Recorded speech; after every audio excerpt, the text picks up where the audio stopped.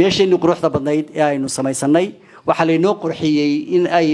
reerku iyo qoroqoradu ay wanaagsan tahay oo qurux badan tahay waxaa laynooga dhigay wax aan anigu waa hore ku tilmaamay gabay hore aan sanado hore tiriyey intuu reerku qaran yahay qarannimadu reer tahay nin kastaaba qoyskii intuu qaran la doon yahay midnimadu qarsoon tahay qabiilkuu itaal yahay qasku uu wanaag yahay qulquladu xorayn tahay qolo intaan nahay nin ragii qariib yahay qareenkiisa laayahay intuu xubanka qoof yahay qamuunyada ku nool yahay daadis wax qabyaalad waxaa nimanka darsa arrimahaasi waxay ku tilmaamaan waxayna tahay political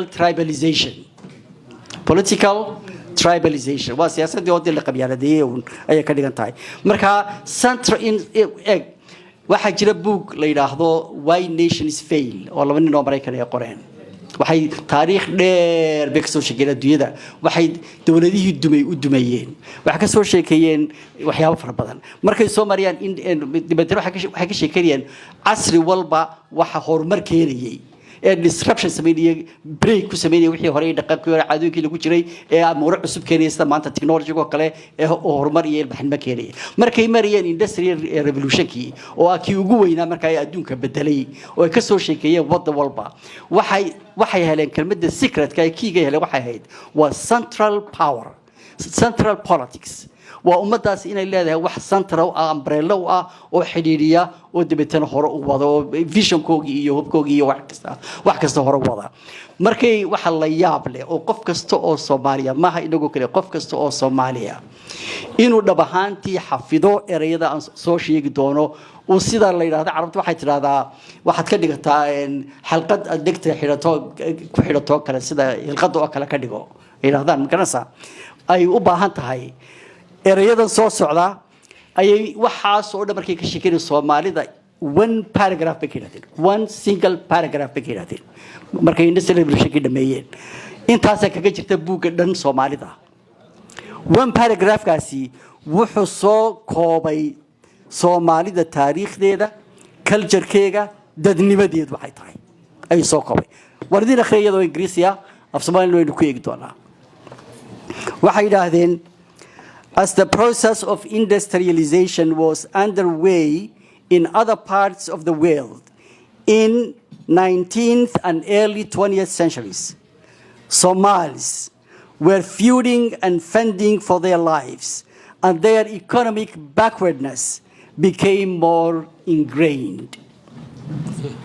In a time Maria. waxay yiraahdeen mar intii habkii warshadayntu adduunka kale ka socday adduunka qaybihiisa kale uu ka socday qarnigii 19aad iyo bilowgii qarnigii 20aad dadka Soomaalidii way dagaalamayeen mid walbana ka kale uu iska celinayay si uu u noolaado dib u dhacooga dhaqaalana uu si xididaysanay I think waxaan jeclahay inay ku degtay waxaan jecelahay qof kasta oo Soomaali meel kasta jooga in taasi ku degto sida adduunku inuu arkayo sida yahay oo inta yari one paragraph kaasi inta soo koobay marka anigu labada nin buuga qoray mid kamid ah ayaa wuxuu joogaa waxa la yiraahdaa James Robinson wuxuu joogaa University of Chicago waan ugu tagay marka hadal baan ka jeeday jaamacadda isaga igu casuumay hadal baan ka jeeday Soomaaliland baan ka hadlay markaan ka hadlay waan ku soo daray intan waan ku bilaabay hadalkayga waxaan weydiiyay James Robinson weliga ma tagtay dhulka Soomaalida ma yiri waa research-kii uu sameeyay markii dambe uu tagi doonaa oo Soomaaliland uu tagay sanadkan oo course buu ka dhigaa jaamacadda Soomaaliland ku saabsan oo ay tahay baladeega wuxuu ka dhigaa hadii wadamada Afrikaanka markay gobonimada qaateen ay sida Soomaaliland oo kala yeelaayeen kaalmada shisheeyo oo dhan iska diidi lahaayeen oo iyagu isku kalsoonaan lahaayeen oo wuxuu isku garanaysa isku maamul lahaayeen tolow siday u ekaan lahaayeen maanta that's what he teaches one of the course he teaches marka sida awgeed buu tagay Soomaaliland soo garanaysa research-kiisa u sii kordhiyo marka waxa weey halkaas bay dadka Soomaalida si loo arkaa marka waxaan ku yiri anagu Soomaaliland hadaan nahay tilmaanta aad sheegtay ayaan doonaynaa inaan ka baxsano marka we were already on the way inaan ka baxna arintaasi yeah that's why I teach the course سمعت قرن مركها الكاسين دبهانتي مريني حاجة دق مركها بيلها اللي نقص صور دعي واحد كم إذا حاجة دق على مركها إكتو واحد اللي نقص صوت توري واحد اللي هذا دين عفين وحاجة كذا عيسى وواحد اللي يدي دين عفين تاسي واحد صوت برواقه سومال لأنه ويكحدي دونتا هذا أنا من السوكلي waxa la yidhi salino soo dhax tuuray waxa la yiraahdo dhalinyarada shaqada la oo dhalinyaradii baa loo diiday inay shaqo helaan biko magaranaysa xagaas inta looga gacan haadiyo dhowr qof oo xogaa yar loo tuuray looga yeeray anigu xamar baan joogay mar waxaan ogaa dhalinyarada xamar oo shaqo la oo 2 sanadood xukuumaddaasi ay jirtay la yidhi kun dhalinyarada shaqeeyay hadeeg 2 sano kun dhalinyarada shaqeeyay oo dhammaantood shaqalayeen ba qof looga yeeri jiray dhowr looga yeeri jiray Soomaaliland oo xogaa lacag si jiro magaranaysa meel yar loo dhiibi jiray just ilaa shahan oo kale ma se kuwa xagaa jooga oran jireen oo maxaana loo siiyay shaqada dadka loogu yeeriyo way tan dambe laga leeyahay bal shaqalaantaana waan soo gali doonaa on the regional level xagga regionka waxa la sameeyay wax la yiraahdo block tripartite block la yiraahdo ay ka koobnaayeen marka dawladii hore ee xagaasi farmaajo hogaaminayay Ethiopia iyo Eritrea waxa la yiri blockgaas waa barwaaqo sooran oo waxay wala isku darsanaya dhaqaaliye wax walba meel fiican baa la gaari doonaa waxa arqalad inagu hor taagan Somaliland seen meesha uga qaadna Somaliland oo amaan ugu daraa xamar taan si una yeelaa tii ahayd in farmaajo mar hargeysa yimaado arintaas ka dambeysay oo waxyaabo la nagu juqayri ay kamid ahayd in fact tripartite blockgaasi dawladda Mareykanku may jaleyn waan ogaayo waan la socday waxa markaa arintii ay noqotay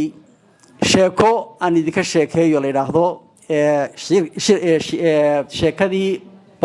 shirkii barwaaqo sooranka habar dugaag baa la yidhi barwaaqo soor bay sameeyaan shir barwaaqo soorana aan samaysano isku wada nimaadno aan shir weyn samaysano mustaqbalkeena iyo meel weyn ka hadalno waa la isku yimid waxa ku jira habar dugaaga nin la yiraahdo goolo waa waraabo iyo kala yareeyay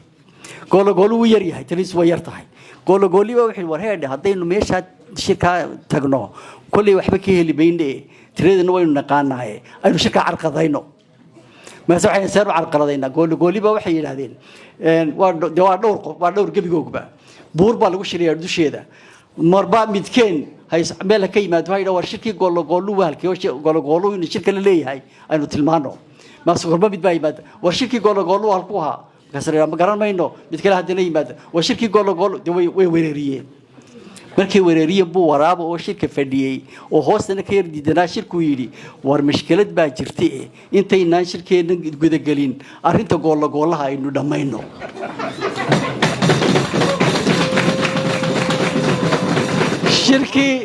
shirkii barwaaqo sooranka habar dugaag ayaa waxa isku bedelay shirkii goolaha dabeetadiin oo diinku wad garanaysan socodkiisa oo soo habsaamay oo in badan de soo socday ayaa mar dambe yimid shirkii de garanaysa mar dambe marayo uu dhageysto wixii war shirkii buu waayay war maxaa dhacay markaas looga sheegay caynkan wuxuu yiri okay bal adigu waran baa la yiri marka diinku markuu soo socday wuxuu la kulmay wax la yiraahdo habar dad waa dadkii oo warma iyo magaranaysa leebabiye qaansooyida samaysanaya wuxuu yiri war maxaa waxaan loo samaysanaya waxa la habar dugaag baa maanta shirayno Jaanis baaban u helayba ya aan qarna ku ugaarsano qarna ku leyno because yiri waryaadeen idinkuna waan idin arkaya halkay wax idin ka marayaan halkana warma iyo yaa idin lisanaya iyo magaranaysa leeba la idin samaysanaya ee bartaan ogaada marka visionkii ahaa barwaaqo sooranka soo koobtay oo soo jilcay oo isku soo kogay oo noqday visionkii habar dugaag maxaan goole marka yeynaan goole mentality yeynaan yeelani ee aan ka kordhay